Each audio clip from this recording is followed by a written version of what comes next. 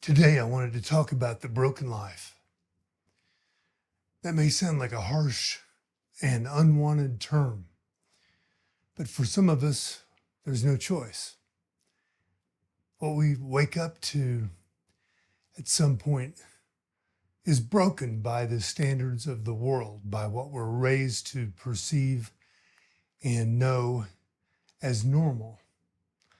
And we feel misunderstood, abnormal.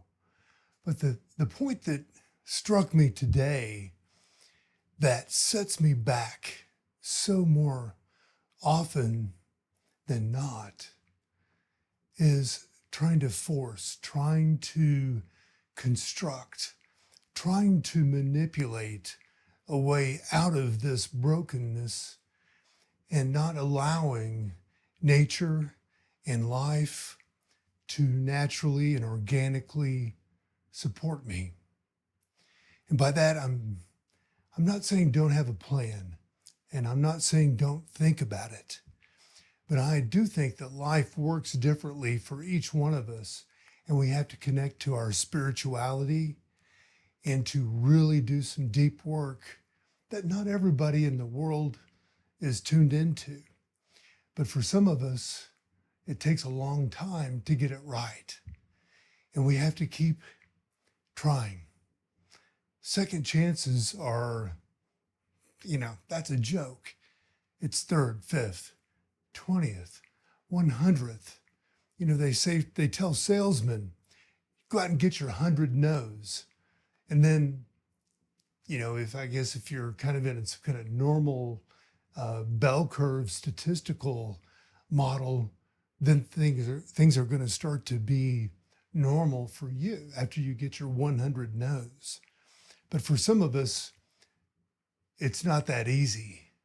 And coming out of the cracks of a broken life, whatever it is, whatever happened to you, you have to keep at it, and you have to keep watching, and you have to find ways to tap into your organic passion where your heart is and things that you really care about. Because it's so easy to get caught up in some manipulative track out here. And I don't mean manipulative necessarily in a bad way, but I'm saying a way that may not be supporting your true self. And you may come back later in life and pick up where you got off track and joined up with some group or some way to survive that suited you at the time.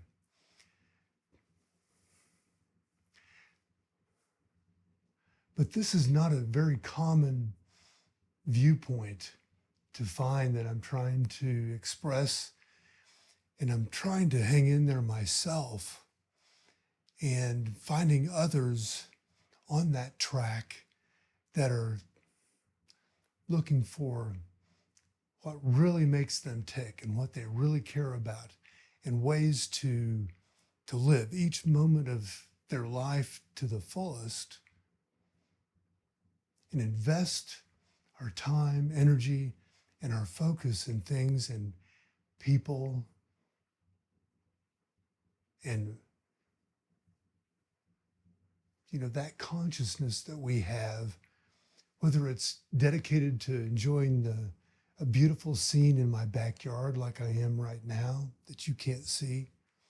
Maybe you could see it in my eyes as I look out here and I see this beautiful green grass with a few purple wildflowers along the lawn, and then a little bed of ivy along the fence in this backyard, and the sunlight beaming down from the morning, hitting the green leaves that are drooping down from the trees above.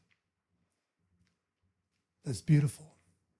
I watched people at the gym a little while ago put their exercise, in as they, we've hijacked our physicality away from making a living. So most people make a living, thinking, passing papers at the office, being nice to people and cordial, acting as they're supposed to act in professional environments.